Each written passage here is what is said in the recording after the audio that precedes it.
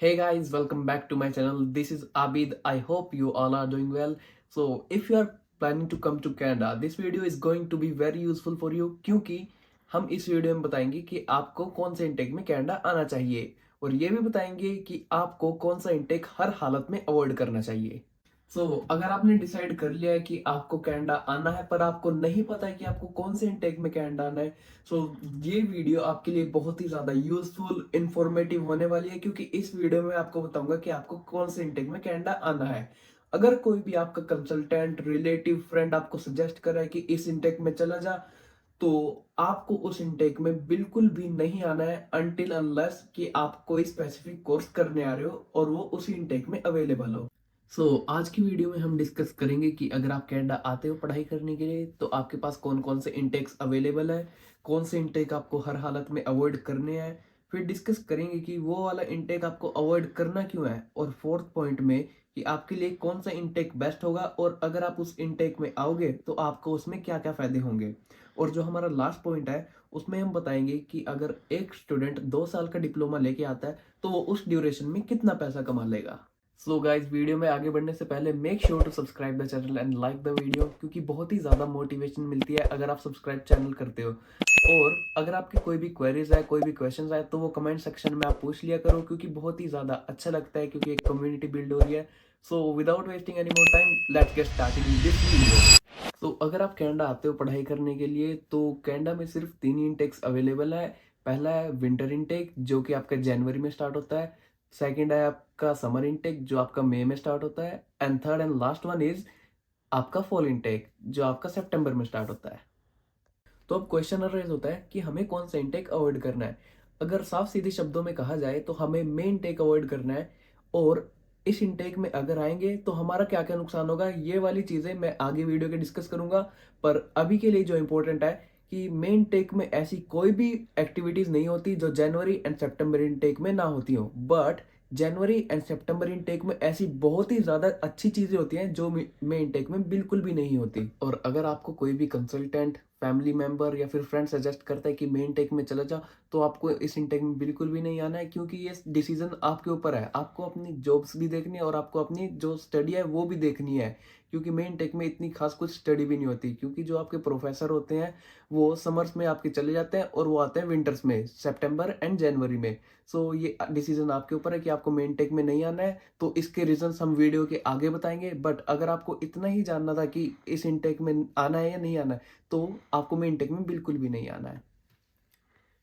अब बात आती है कि हमें ये वाला इनटेक अवॉइड करना क्यों है, क्या प्रॉब्लम है इस इनटेक के साथ। बेसिकली देखा जाए तो जो हमारी 2 साल की स्टडी है वो 4 सेमेस्टर्स में डिवाइड होती है और हर 2 सेमेस्टर के बाद हमें एक ब्रेक मिलती है 4 महीने की। उसमें इतना पोटेंशियल होता है कि उसमें स्टूडेंट्स अपनी फीस भी कलेक्ट करते हैं, जो लोन लेके आए हैं वो भी पे आउट करते हैं, बहुत सारी चीजें करते हैं उस 4 महीने के ब्रेक में।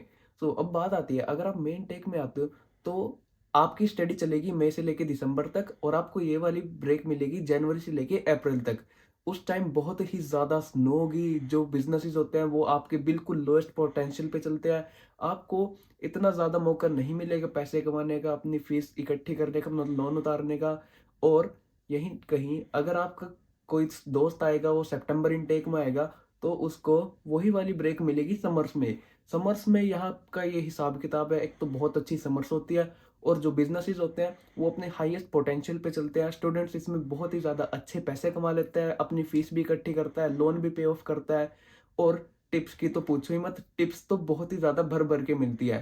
अगर आपको मतलब अपनी फीस भी इकट्ठी करनी है, अगर आपको अपनी लोन भी पे ऑफ करना है, ये आपके ऊपर है कि आपको कौन से इनटेक में आना है। मेरी सजेशंस यही रहेगी कि आप सितंबर इनटेक में आओ, मेन इनटेक में मत आओ। बात रही आपकी जनवरी इनटेक की। जनवरी इनटेक में आपकी स्टडी शुरू होती है जनवरी से लेके अगस्त तक और आपको ब्रेक मिलती है सितंबर टू दिसंबर। इन महीनों में आपकी समर्स खत्म होने वाली होते हैं और विंटर्स आने वाली होते हैं, पर आपको इतना मौका मिल जाता है कि आप अपनी जॉब सिक्योर कर लो और आप अपने पैर जमा लो यहाँ पे।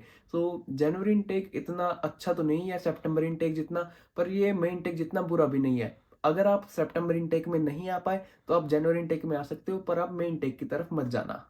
सो गाइस चलिए अब देखते हैं कि जो स्टूडेंट यहाँ पे फॉरेन टेक में कनाडा आएगा तो वो ऑन एन एवरेज 2 साल की ड्यूरेशन में कितना पैसा कमा लेगा। सो चलिए मेरा एग्जांपल लेके चलते हैं, क्योंकि मैं कनाडा में सितंबर इनटेक में आया हूँ और मेरी यहाँ पे आते ही एक जॉब मिल गया है जिसमें मेरे को अलो कर दिया है, क्या नाम, 20 घंटे काम करने के लिए। और जो कनाडा लीगली अलो करते हैं वो भी 20 घंटे ही है। तो यहाँ की जो मिनिमम वेज है ओंटारियो की वो है $15.5, और मैं 20 घंटे काम कर रहा हूँ तो मैं एक वीक में कमा लूंगा $310। और वही अगर एक महीने का हिसाब लगा के चलेंगे तो वो बनेंगे आपके $1240। तो मैं अपने एक महीने में $1240 कमा लूंगा। तो फिर अगर 4 महीने का लेके चलेंगे तो इसको हम 4 से मल्टीप्लाई कर देंगे, तो वो होगा 4 इंटू $1240 का करेंगे अगर हम, तो वो बनेगा आपका $4960। तो ये जो आपकी ये इनकम आई है तो ये आई है एक सेमेस्टर की।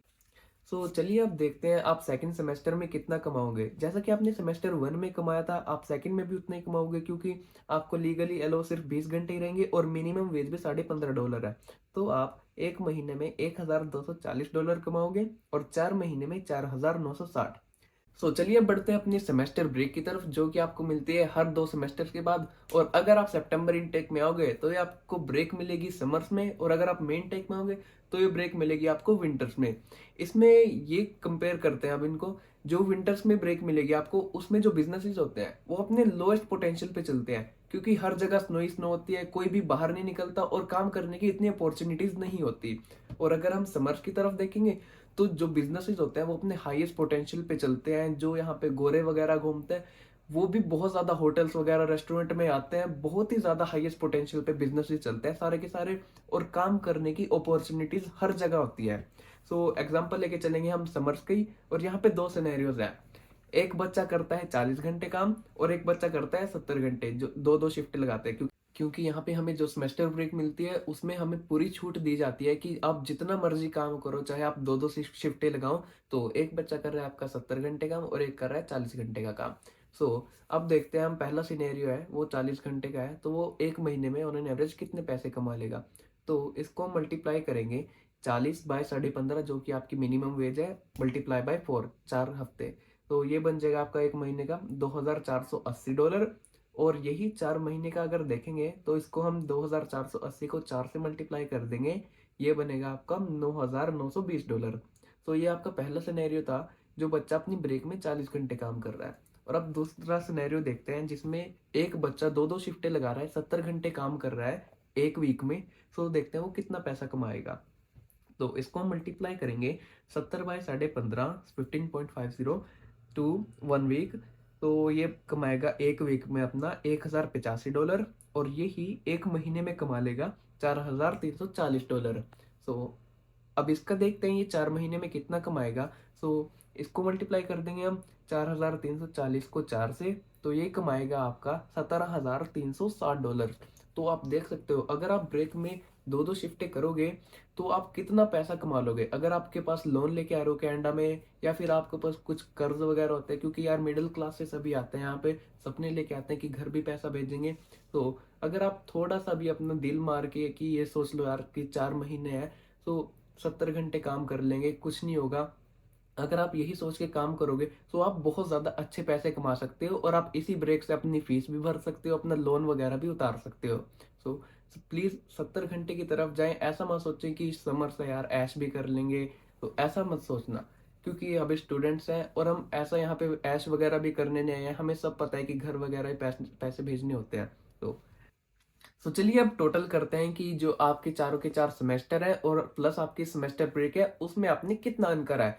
जो आपके 4 सेमेस्टर थे आपने चारों के चार में $4960 कमाए हैं। और जो आपकी सेमेस्टर ब्रेक है एक में 40 घंटे आपने काम करके $9920 कमाए हैं, और 70 घंटे में आपने कमाए हैं $17,360। पर मैं ऐसे नहीं कह रहा कि आप 70 घंटे काम करो, ये आपके ऊपर डिपेंड है कि आपकी बॉडी आपको अलाउ कर रही है इतना काम करने के लिए। ये सब आपके ऊपर डिपेंड है। मैं किसी को फोर्स नहीं कर रहा कि सिर्फ 70 घंटे ही काम करो, 40 मत करो। पर मैं आपको कैलकुलेशन बता रहा हूँ, अगर आप काम करोगे इतना तो एक इतना पैसा कमा लोगे आप। अगर हम 40 घंटे का प्लस करेंगे आपके सेमेस्टर की कमाई के साथ, तो ये आपका बन जाएगा $29,760। अगर हम 70 घंटे की तरफ देखेंगे तो ये आपका बनेगा 37,200। सो आप देख सकते हो जो कि सारा का सारा पोर्शन आया है, ये आया है आपकी सेमेस्टर ब्रेक से। अगर आप अपने सारे के सारे सेमेस्टर की कमाई जोड़ोगे और अपने सेमेस्टर ब्रेक की तरफ देखोगे, सो ये आपका 50-50% हो रहा है। सारा का सारा पोर्शन आपका है सेमेस्टर ब्रेक से। सो ये देख लो कितना ज़्यादा मेजर रोल इंक्लूड करता है आपकी फीस में, आपका जो भी लोन लेके आए हो। सो ऐसा मत सोचना कि हम सेमेस्टर ब्रेक है, मज़े करेंगे, ऐश करेंगे। नहीं, ये आपको काम करने के लिए दी जाती है, अपनी फीस कलेक्ट करने के लिए दी जाती है। सो आज की वीडियो में इतना ही। तो अच्छे से मेहनत करना, अच्छे से रिसर्च करना कि आपके लिए कौन सा कोर्स अच्छा है, जो आपकी प्रीवियस स्टडी के साथ मैच होता हो, जो आप फ्यूचर स्टडी करोगे यहाँ पे आके उसके साथ ही मैच करता हो। ऐसे मत देखना कि कोई सा भी कोर्स उठा लिया जिस इनटेक में मिल रहा हो और वहाँ पे आके पैसा कमाएंगे। ऐसा मत करना, अच्छा सा वाइजली सिलेक्ट कोर्स करके आना यहाँ पे और फिर देखना कैनेडा आपको ग्रो करने की अपॉर्चुनिटीज कितनी सारी देगा। So I hope you like the video and the information. So till then, bye bye, take care, and also don't forget to share and subscribe my channel. Okay, bye.